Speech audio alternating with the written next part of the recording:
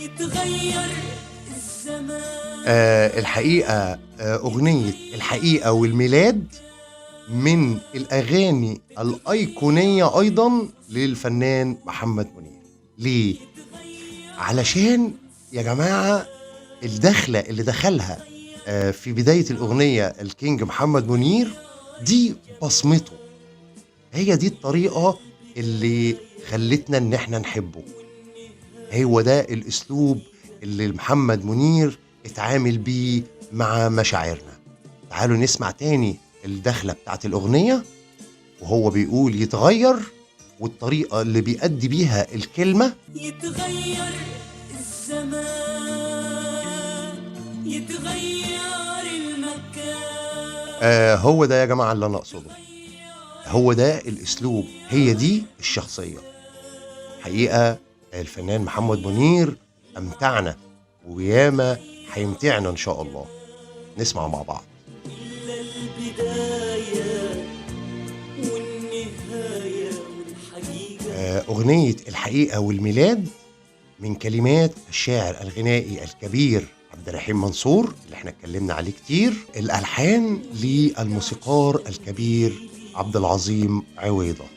الفنان عبد العظيم عويضة يا جماعة اللي في ناس كتيرة جدا ممكن ما تكونش تعرف انه يعني ملحن وموسيقار كبير جدا، ليه ألحان كتيرة جدا جدا جدا جدا الناس ما تعرفهاش. على سبيل المثال هو صاحب ألحان أغاني فيلم الشيماء، هو صاحب أغاني فيلم صغير على الحب وفيلم بائعة الجرائد، وكمان عمل ألحان أغاني كتيرة جدا من فوازير رمضان لنيلي وشريهان وسمير غانم، وكمان لحن أغاني للفنان محمد رشدي والفنان عبد الحليم حافظ، وكمان هو صاحب لحن أغنية والله لسه بدري يا شهر الصيام.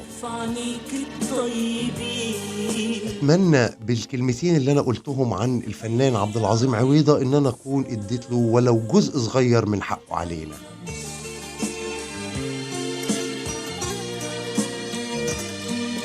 الحقيقة الموسيقى بتتكلم لوحدها ومش محتاجة إن يكون عليها غنى علشان تمتعنا. سامعين؟ بالنسبة للفنان محمد منير في الأغنية دي يا جماعة احنا قلنا إن هو عمل لنا البصمة بتاعته في أول الأغنية، وخلاص بقى عارفين إن دي أسلوب من أساليب الكينج محمد منير.